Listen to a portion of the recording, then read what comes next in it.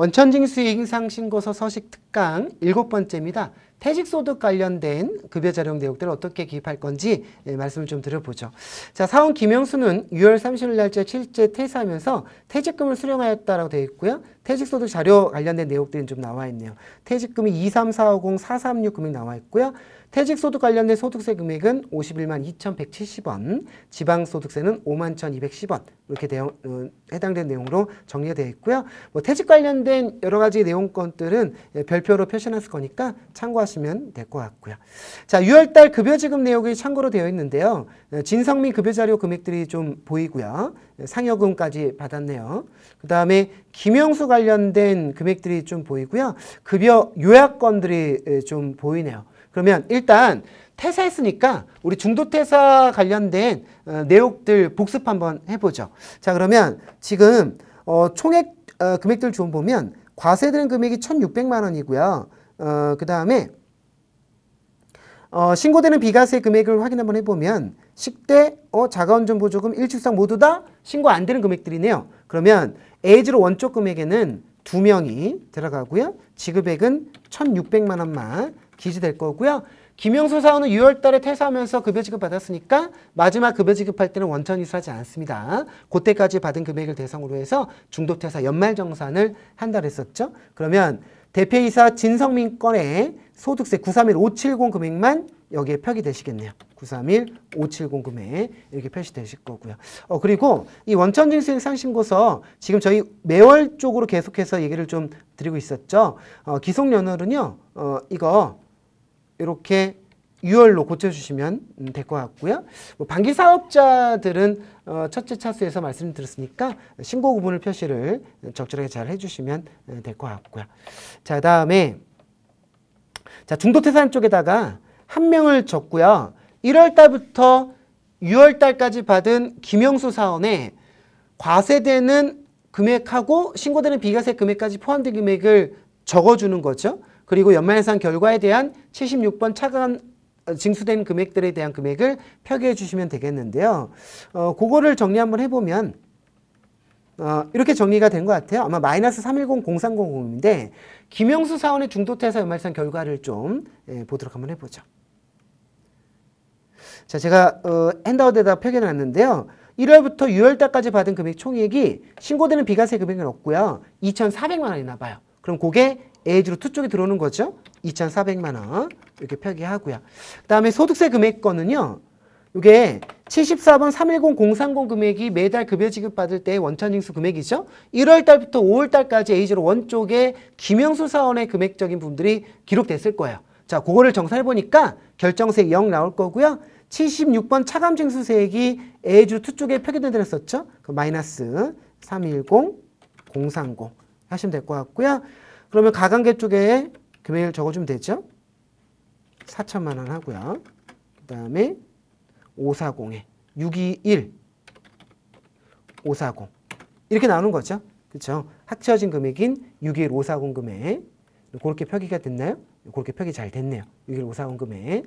자, 그러면 이렇게 중도퇴사 관련된 리뷰는 이렇게 한번 해보도록 할 거고요. 자, 김영수 사원한테 급여를 지급했다. 그게 얼마냐면 퇴직금 23450-436 금액입니다. 그거를 A22번 쪽에 적는 거죠.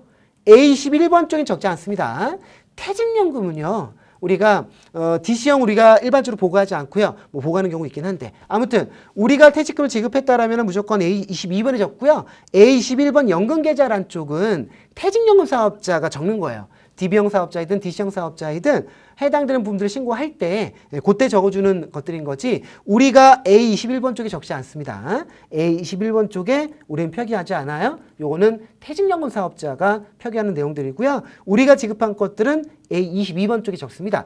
DB 사업자도 퇴직금 지급이 되는 걸로 해서 우리가 신고를 하죠. DC는 일반적으로 회사가 신고하지 않지만 DB는 회사가 신고하잖아요. 그때도 A22번 적는 거예요. 우리나라 퇴직금 제도가 퇴직급여 제도가 두 가지가 있잖아요. 퇴직금 제도와 퇴직급여 제도. 그중에 퇴직금 제도 우리가 지급할 때 A22번 퇴직 연금제도도 가입했을 때에 DB형권에 대한 분들도 우리가 지급한 걸로 해가지고 신고를 하는데 그때 신고되는 금액들은 모두 다 A22번 쪽에 적어줍니다. 한 명 적고요. 금액은 23450-436이고요. 소득세 금액은 512170 이렇게 적어주시면 되겠습니다. 그러면 가관계 쪽에다 금액을 또 표기를 하면 되겠죠. 이렇게 적고요. 아까 5월 10일 신고서에도 말씀 안 드리긴 했는데 총합계금의 A99번 쪽에 해당되는 금액들은 적어줘야죠. 그렇죠? 전체 합치진 금액들을 해가지고요. 해당되는 내용들을 적어주시면 되겠습니다. 뭐 그런 해답 화면들은 제가 핸드아웃 쪽에다가 모두 다 제공을 좀 하는 걸로 할 테니까 참고하시면 되겠습니다. 자, 그러면 퇴직 관련된 지급은 퇴직소득세 도출하는 게 사실상 좀 어려서 그런 거죠. 신고서 작성건들은 그다지 어렵진 않고요. 참고적으로 제가 하나 뭔가를 좀 보여드릴 건데요. 혹시 퇴직연금을 가입했고 DB를 가입했고 60일 내로 IRP를 제해서 퇴직소득 과세현 제도라는 게 적용되면 원천징수 이행상신고서는 어떻게 적는 거냐면 한 명 적고요. 총 지급액 쪽에다 100% IRP 넘어가진 금액을 적고요. 소득세 금액은 빵 적는 거죠. 그래서 여기 핸드아웃 서식 보시면 소득세 금액에 빵이 적혀져 있고요. 그다음에 퇴직소득 원천징수 중이요. 지급면세서 금액 쪽에다가 이연 퇴직소득세 적는 한이 있어요. 거기다가 원천징수 신고대상세에 IRP 사업자 등록번호, IRP 계좌번호, 입금일은 60일로 이체돼야지만 퇴직소득 과세현을 적용할 수 있죠. 그 다음에 계좌 입금 금액 적고요. 퇴직 금액하고 똑같아지면은 이연 퇴직소득세액은 48번 신고대상세 금액과 똑같아지면서 차감징수세 금액은 없어지는 거죠. 자, DB형 사업자가 IRP의 계좌 이체를 60일로 해서 퇴직소득 과세현 제도가 적용되면은요, 반드시 퇴직소득 지급명세서, 퇴직소득 원천징수 중 이연 퇴직소득세인 안쪽에다가 관련된 내역들을 반드시 기입하고 지급명세서를 다음 년 3월 10일까지 제출합니다. 이연 퇴직소득세인 난을 누락한 채 지급명 제출하게 되면은 그거는 지급명세서 보고 불성실 가산세를 1% 부여받는다는 것을 반드시 기억하시면 될 것 같고요. 지급명세서는 다음 년 3월 10일까지 제출해 주시면 되겠습니다.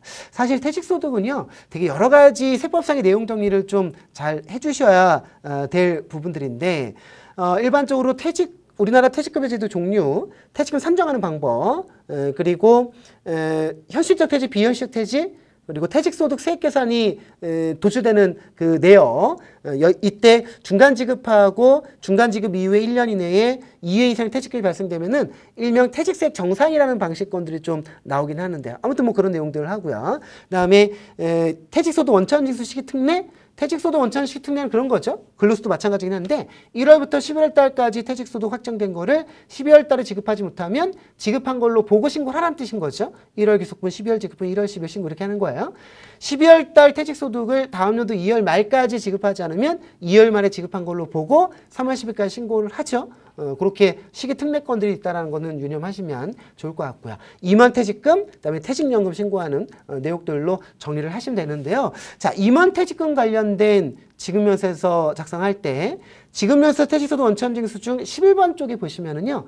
2011년 12월 30일 날짜 퇴직금 적는 난이 있거든요. 그 해당되는 난은 2011년, 12년 이전에 입사한 임원분께서 2012년 이후에 퇴직할 경우에 2011년 12월 30일 날짜 퇴사 가정하고 산정한 퇴직금 금액이 얼마인지를 기록하도록 되어 있거든요. 왜냐하면 소득세법상 2012년 이후에 임원의 퇴직금 금액하고 소득세법상의 일명 세배 한도하고 비교하도록 좀 되어 있죠. 그 비교권을 통해서 소득세법상 세배 한도로 초과되면 근로소득으로 보는 내용들이 좀 나올 거니까. 아무튼 여러 가지 세법상의 내용들을 충분하게 인지를 좀 하셔야지만 신고 서식에 관련된 내용들이 정확하게 인지될 거니까 간략하게 핵심 특강권으로 서식 작성권들만 말씀드리는 거죠. 세법상의 기본적인 모든 내용들은 케어를 좀 하고 서식 작성권들이 진행되면 좋다라는 거 말씀을 좀 드려봅니다. 자, 그러면 이렇게 해서 퇴직소득권들은 마무리를 좀 하면 될 것 같습니다. 수고하셨습니다.